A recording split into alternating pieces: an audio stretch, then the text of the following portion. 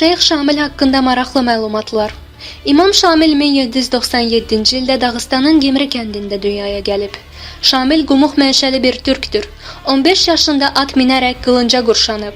20 yaşına gələndə 2 metrdən uca boyu ilə tullanma, atəş açma, güləş, qaçış, qılınc oynatmaq kimi idman növlərində istedad sahibi olmuşdur. Şamil İmam yeni dövlət başçısı seçildikdən sonra ilk iş olaraq ruslara qarşı daha təsirli mübarizə üçün lazımlı inzibati və hərbi təşkilatları yeni əsaslara görə təşkil etdi. Şamil İmam seçildiyi 1834-cü ildən 1859-cu ilə qədər Rusiyanın böyüklüyü və qüdrətinə baxmayaraq qorxmadan mübarizəni davam etdirib. 1839-cu ildə Axulqo təpəsində 3000 müridi ilə General Grabbe komandanlığı altındakı 10 mindən çox təchizatlı Rus ordusunun mühasirəsinə 80 gün müddətinə müqavimət göstərməsi dünya müharibəsi tarixinə keçmişdir. Bu müqavimət dövründə xalqdan bəziləri artıq təslim olaq, müqavilə bağlayaq deyə təəssüflənməyə başlayıb. Bunun üzərinə Şeyx Şamil təslim olmaqdan danışana qamçı cəzası verməyə münasib görmüşdür. Çəkinən xalq çarəni Şeyx Şamilin anasına müraciət etməkdə görüb. Anası Şeyx Şamilə təslim olmaq təklifini dedikdə,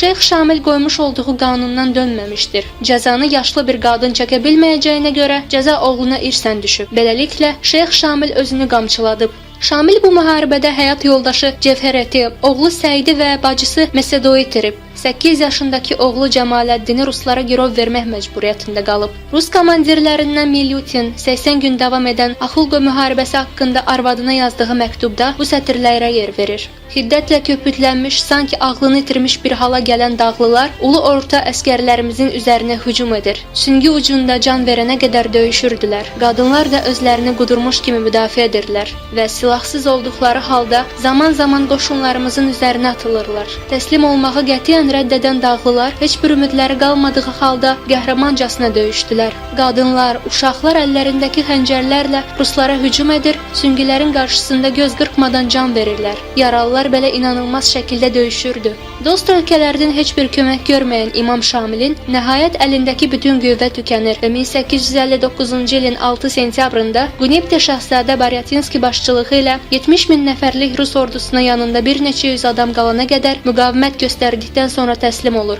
İmam Şamil, ailəsi və 40 qədər adam Peterburqda çarın sarayına aparılır. Rus çarı 2. Aleksandr tərəfindən sarayın qapısında nəzakətlə qarşılanır. Rus çarı ilə yaşamış olduğu bu dialoq məşhurdur. Bir gün Rus çarı əsarət altındaykən Şeyx Şamili yemək yemək üçün qarşısına alır. Şeyx Şamilin iştahlı bir şəkildə yemək yediyini görəndə yanındakilara "Qorxuram bu adam bizi də yeyər." Şeyx Şamil bunu eşidəndə "Qorxmayın, dinimizdə donuz əti yemək haramdır" cavabını verir. İmam Şamil bir ay qədər sarayda qonaq edildikdən sonra hörmətli əsir olaraq əsarət illərini keçirəcəyi Kalugaya göndərilir. Ancaq Şamil və ailəsinə əsarət çox ağır gəlir. 2 il ərzində Şamilin qapqara saçları ağarır. Aradan ancaq 10 il keçdikdən sonra çar onun həccə getməsinə icazə verir. Şamil 1870-ci ildə Rusiyadan ayrılaraq əvvəl İstanbula gəlir.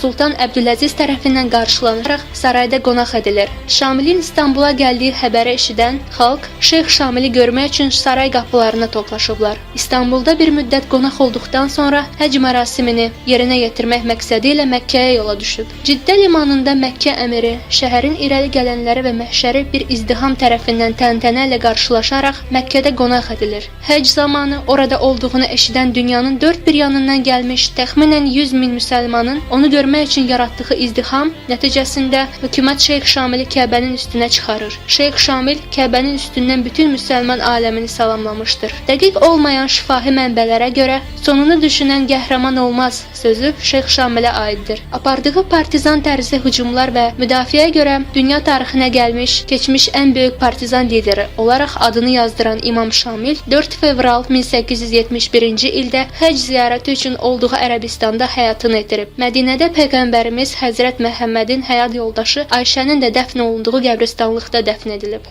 Videolarımızın davamı üçün kanalımıza abunə olmağı unutmayın.